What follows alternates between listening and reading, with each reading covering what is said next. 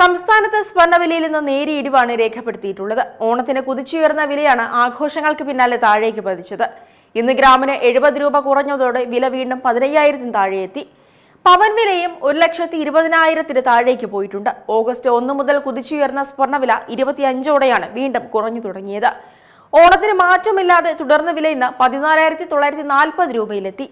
Crude oil വില ഇടിഞ്ഞതാണ് ഇന്ന് സ്വർണ്ണവിലയെ സ്വാധീനിച്ചത്.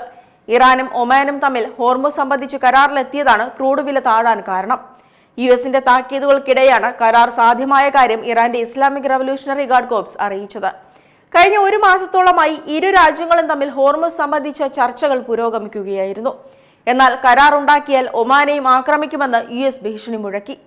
എന്നാൽ ഇതെല്ലാം തള്ളിക്കളഞ്ഞാണ് ഇപ്പോൾ ഇറാനും ഒമാനും തമ്മിലുള്ള കരാർ സാധ്യമാക്കിയത്. ഹോർമുസിലൂടെ കൂടുതൽ കപ്പലുകൾ പോകുമെന്നത് ക്രൂഡ് വില കുത്തനെ താഴേക്ക് പോകാൻ കാരണമായി. ക്രൂഡ് വില കുറയുന്നത് ഡോളറിനെയും തളർത്തും. സ്വാഭാവികമായും നിക്ഷേപകർ സ്വർണത്തിലേക്ക് തിരിയും. നിലവിൽ ഔൺസിന് $4,623 വ്യാപാരം പുരോഗമിക്കുന്നത്. അതേസമയം യുഎസ് ഫെഡ് ഗവർണർ കെവിൻ വാഷിന്റെ ഈ ആഴ്ചത്തെ പ്രഭാഷണമായിരിക്കും സ്വർണ്ണവിലയുടെ വരും ദിവസങ്ങളിലെ ഭാവി നിർണ്ണയിക്കുക. യുഎസിൽ പണപ്പെരുപ്പം ഉയർന്ന നിലയിലാണ്. ഈ പണപ്പെരുപ്പത്തെ പിടിച്ചുകെട്ടാൻ യുഎസ് ഫെഡ് പലിശ നിരക്ക് കൂട്ടാനുള്ള സാധ്യത ഉയർത്തും. പലിശ നിരക്ക് ഉയർത്തുന്നത് പലിശ നൽകാത്ത സ്വർണത്തിന് തിരിച്ചടിയാകും.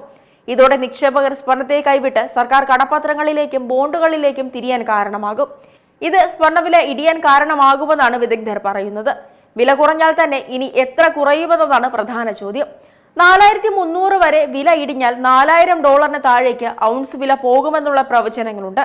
അത്രയും വില കുറഞ്ഞാൽ കേരളത്തിൽ പവൻ വില 1,00,000 താഴേക്ക് എത്തുമെന്നാണ് നിഗമനം. ഇനി ഈ രീതിയിലല്ല കാര്യങ്ങൾ മുന്നോട്ട് പോകുന്നതെങ്കിൽ കാര്യങ്ങൾ വീണ്ടും കീഴ്മേൽ മറിയും. അങ്ങനെയാണെങ്കിൽ സ്വർണ്ണവില 1.5 ലക്ഷം തൊടുമെന്ന് തന്നെയാണ് നിഗമനം. ഏറ്റവും പുതിയ വാർത്തകളും വിശേഷങ്ങളും വിരൽത്തുമ്പിലറിയാൻ സീ മലയാളം ന്യൂസ് എല്ലാ ഡിജിറ്റൽ പ്ലാറ്റ്ഫോമുകളിലും ലഭ്യം.